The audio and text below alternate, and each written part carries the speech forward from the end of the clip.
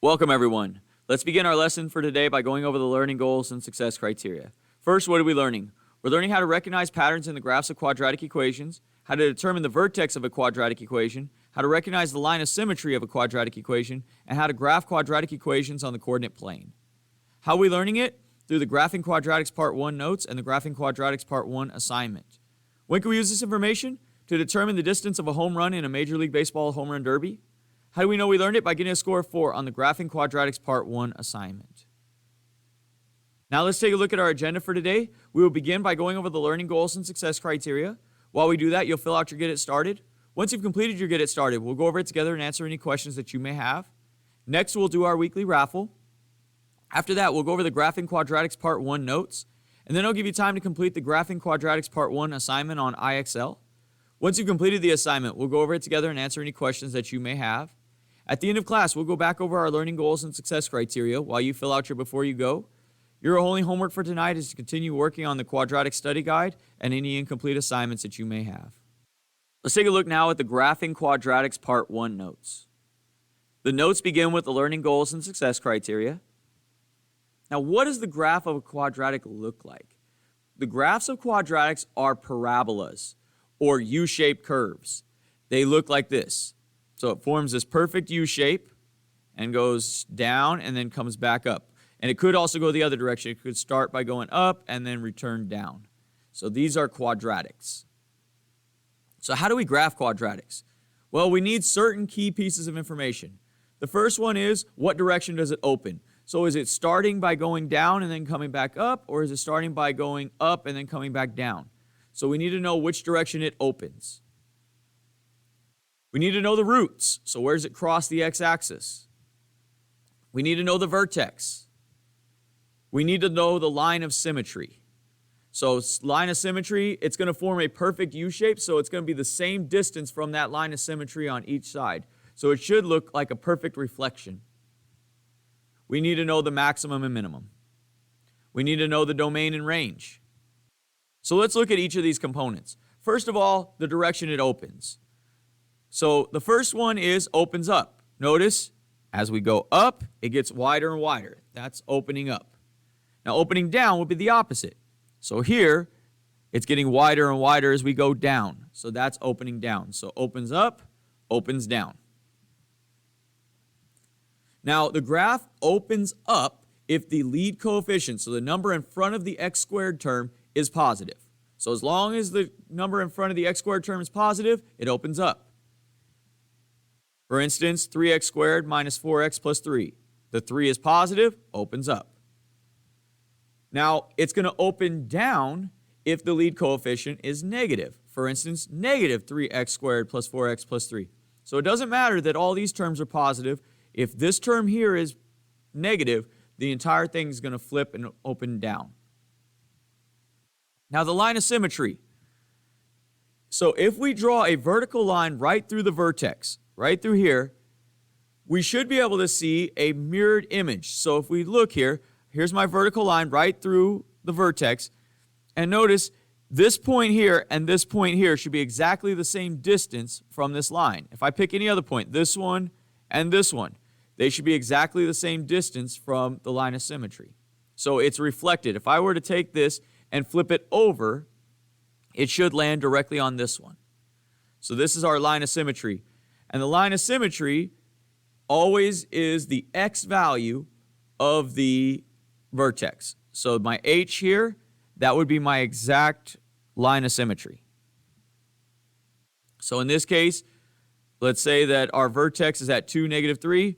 So our line of symmetry would be at x equals 2. Okay, what are roots? Roots of functions are the points on the graph of a function where the y values are 0. Another way to think of this is where the graph touches the x-axis. So we call these roots, we also call them sometimes roots, zeros, solutions, and x-intercepts. So all of those are different things that roots can be called in different ways. So what does a root look like? It's an x-intercept, or where the line crosses the x-axis. So it crosses here, and then it comes back down and crosses here. We call those the roots. So how do we find the roots of a quadratic? Well, the first step is factor the quadratic. So factor it any way you can, and then solve for the roots. So when we get here, we have x squared minus 5x plus 4. We would use our magic x, and once we do that, we should see that x minus 4 times x minus 1 is equal to 0. So we factor this out. Now we take each of those parts and set them equal to 0. So x minus 4 is equal to 0, and x minus 1 is equal to 0. Now we just solve for x. So we add 4 to both sides, and we get x equals 4. We add 1 to both sides, and we get x equals 1. So the zeros, or the roots, or the x-intercepts, whatever you want to call them, those ones for this equation are x equals 4 and x equals 1. Let's look at another example. We have x squared minus 5x is equal to 0. So again, we factor this, and we can pull an x out of this. So we get x times x minus 5 is equal to 0. Now we set each of those parts equal to 0, and that includes the x. So x can equal 0, and x minus 5 can equal 0. Well, x minus 0 just stays as is. It's just x equals 0. So that's one of the roots. The second one now, we add 5 to both sides, and we get x is equal to 5. So x equals 0 and x equals 5 are the roots for this quadratic. Now what about quadratics that can't be factored? So not everything comes out evenly. So not all quadratics can be factored. For instance, this one, x squared minus 5x plus 3 equals 0. This is a non-factorable quadratic. So when we get these non-factorable quadratics, we have to use what's called the quadratic formula. So what is the quadratic formula? Quadratics will always appear as ax squared plus bx plus c equals 0. And from that, we can create the quadratic formula, which says this: x equals negative b plus or minus the square root of b squared minus 4ac all over 2a. So let's take a look at an example of how that works. First thing we need to know before we get started, though, is what is the discriminant? The discriminant is the part under the square root. If the value under the square root is positive, then we have two roots. And if the value under the square root symbol is negative, there are no roots. So that's why we call it the discriminant, because it discriminates here against negative roots. So if it ends up negative, then we know we don't have to do any other work. It's no solution. Okay, so let's take a look here. So we're given x squared minus 5x plus 3 is equal to 0. And we're asked to use the quadratic formula. So we're going to plug in.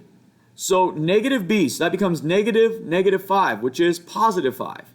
Plus or minus negative 5 squared minus 4 times a, which is 1, times c, which is 3, over 2 times a, which is 1. And we end up with this. So all I did was take and plug in to the formula. Now we can go ahead and start to work the problem. So negative 5 is just positive 5. Negative 5 squared is positive 25. And then negative 4 times 1 is negative 4 times 3 is negative 12.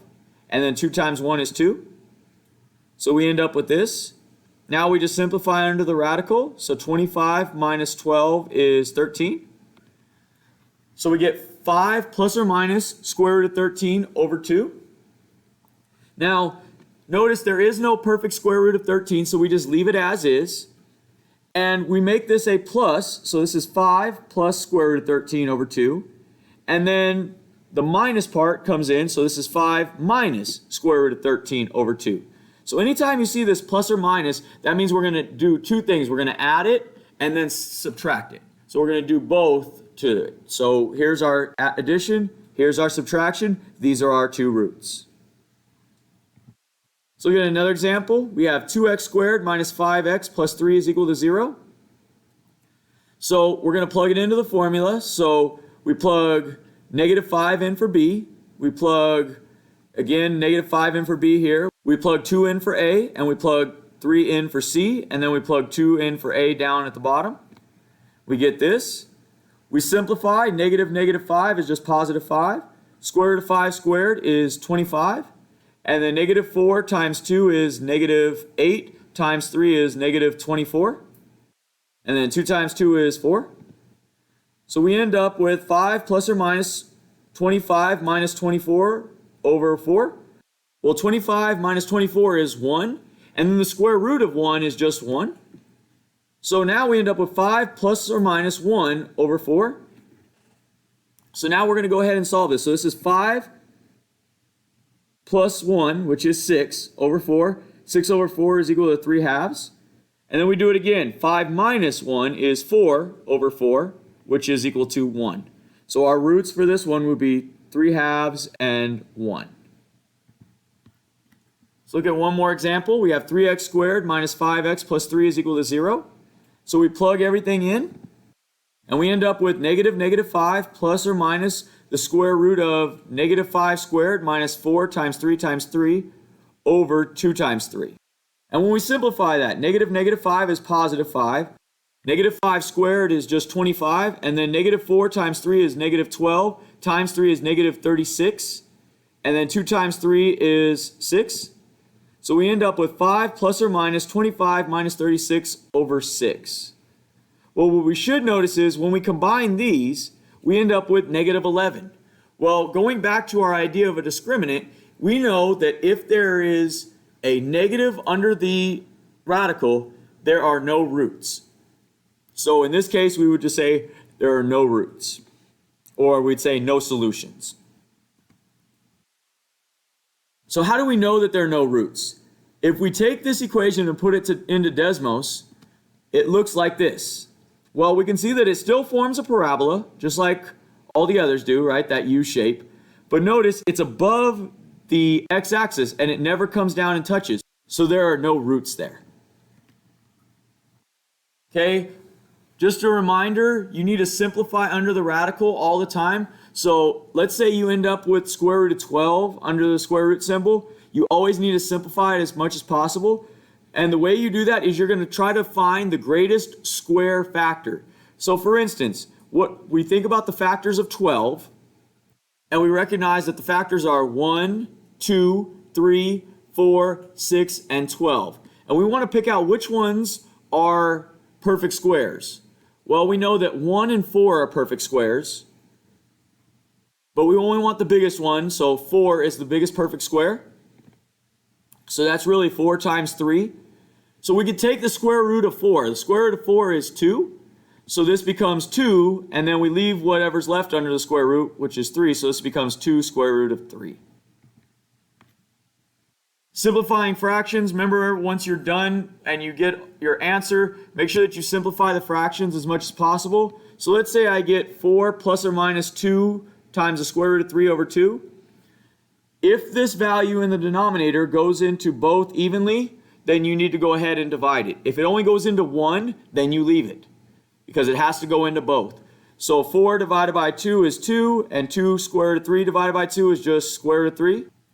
So we end up with 2 plus or minus the square root of 3. There's a video here now that you can watch that shows you how to check your roots for quadratic equations using Desmos. So go ahead and watch that video. Let's talk now about how we can use Desmos to check the roots of a quadratic equation. So first of all, I'm going to go to desmos.com, and then I'm going to go to where it says Graphing Calculator. And if you notice, it should take you to a page that looks like this, where it'll have the graph on this side. We just need to enter the equation over here on the left. So let's go ahead and do that. So let's say it's y equals 2x squared plus 5x minus 2. Well, as we can see, we have our graph that pops up here, and there's two places where it crosses the x-axis. That represents the roots. So if I click on it, I'm going to find the x-coordinate, which is right here, and I can see that the root for this one on this side is negative 2.851. And if I go to the other side, the root on this side is 0.351. So no matter which equation I type in, so I can type in y equals x squared, There's my second one. I can find where it touches the x-axis right here, and if I click on it, it will give me the root, which is the x-coordinate of that point. So this is how you would use Desmos to check the roots for a given quadratic. Now, first of all, what is the vertex of a quadratic? The vertex of a quadratic is the point where the graph changes directions. So what that means is it might start by going up, but then it's going to change directions and start coming back down.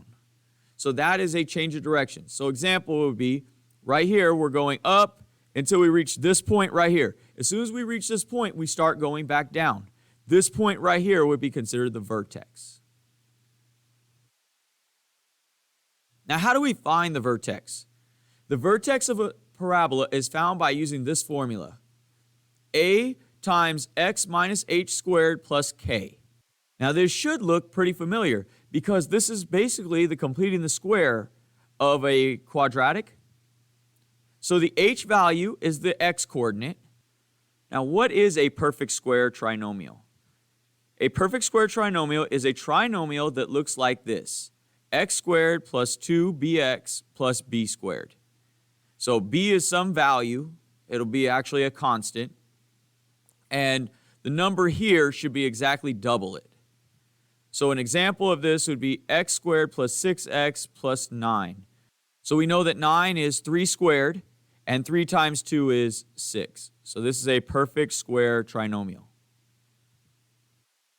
When we factor this, we recognize that this becomes x plus 3 times x plus 3, or x plus 3 squared. We'll look at another example.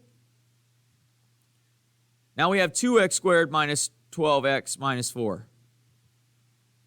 So we're going to factor out the lead coefficient because we can't complete the square if there's a number in front. So we're going to divide everything by 2.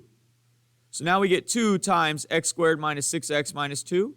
Now we go through our steps like we did before. So we take negative 6 and divide it in half. Well, negative 6 divided by 2 is negative 3. We square that and we get 9.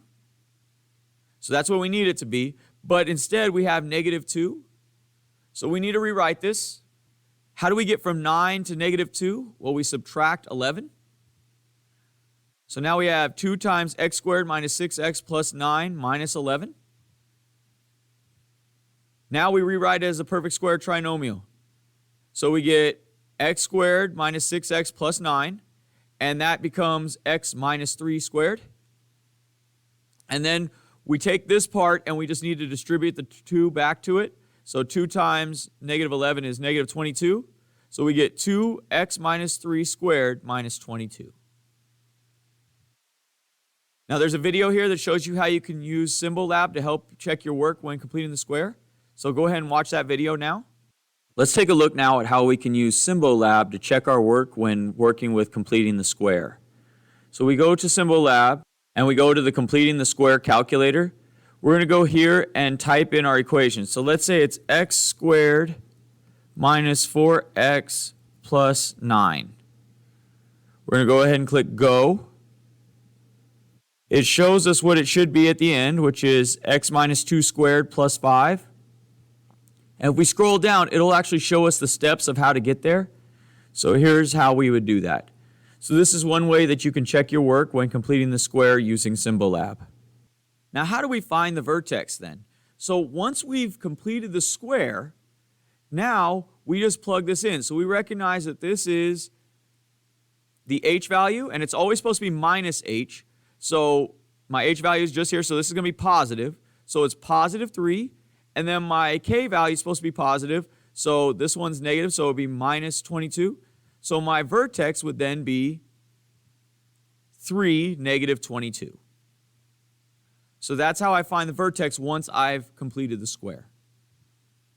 Now there's a video here showing you how you can use Desmos to check your work when trying to find the vertex of a quadratic. So go ahead and watch that video now. Now let's take a look at how we can use Desmos to check our work when checking the location of the vertex of a quadratic. So we go to Desmos.com and we're going to click on Graphing Calculator. Now, whether it's in standard form or vertex form, we can type it in either way to check our work. So we can type in y equals 2x squared minus 4x plus 3. And we can see the exact location of the vertex. And if we click on it, it'll tell us exactly where it is. So it's at x equals 1, y equals 1.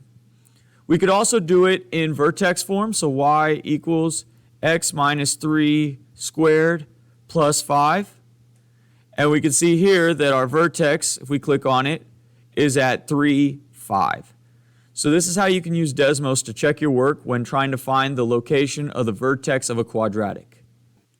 Now, how do we actually graph the quadratics? First step is plot the vertex. So we need to find the vertex and then plot that. Then we plot the roots or other points. So if there's no roots or if the roots aren't easy to find, that's okay. Use a table and find 2 other points. So plug in values for x, solve for y, and plug those points in. Notice that it should be reflected. So whatever point I have on one side, I can just copy it to the other side. I don't actually have to solve for it anymore. Then I just connect the dots and form my U shape. So for instance, I have y equals x squared. So I plot the vertex. I should notice that this is really x plus 0 squared. So my vertex should be here at 0, 0. Then I plot 2 other points. So when x is 1, 1 squared is 1. So when x is 1, y is 1. So I plot that. Now I should notice that it's going to be exactly the same distance over here. So I went to the right one, up 1. So I'm going to go the same thing the other way. So to the left 1 and up 1. And plot my point. Then I'm going to use another point. So now I plug in 2 for x. So when x is 2, y is 2 squared, which is 4. So when x is 2, y is 4. So I plot that point. Then I do the same thing. So I went to the left 2, up 4, right there. Plotted that one. Now I can connect the dots, and there's my U shape. Now there's a video here that shows you how you can check the graphs of quadratics using Desmos. So go ahead and watch that video. Now let's take a look at how we can use Desmos to check our work when checking the location of the vertex of a quadratic. So we go to desmos.com, and we're going to click on Graphing Calculator.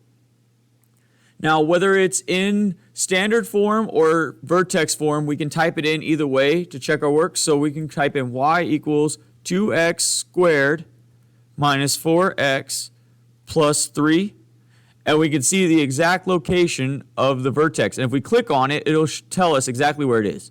So it's at x equals 1, y equals 1. We could also do it in vertex form. So y equals x minus 3 squared plus 5. And we can see here that our vertex, if we click on it, is at 3, 5.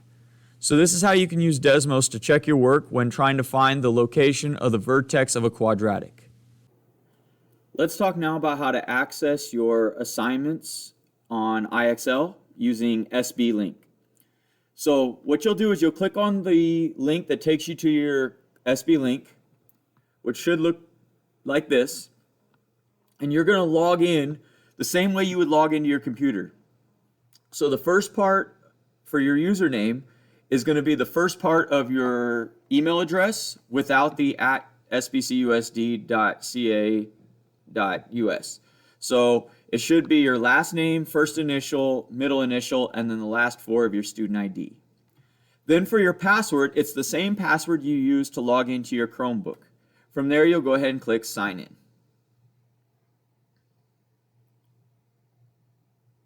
And it should take you to a page that looks kind of like this. You're going to go find the link that says IXL, which is right here. And I'm going to go ahead and click on that link. And it should take me to the IXL login page. So it should look like this. At the top right corner, it should say welcome and then your name. If it does not say your name, then you're not logged in and you won't receive credit for your work. As long as this is good, you can go ahead and close that tab out. And then you can go to your Google Classroom. And then you'll go and find the activity, which is here.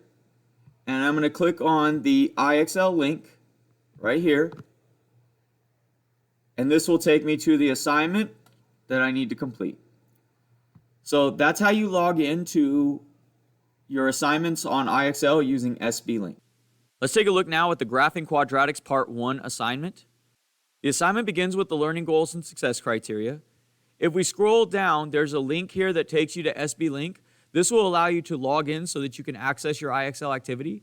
Once you've logged in, return to this page and then click on the link to go to your IXL activity.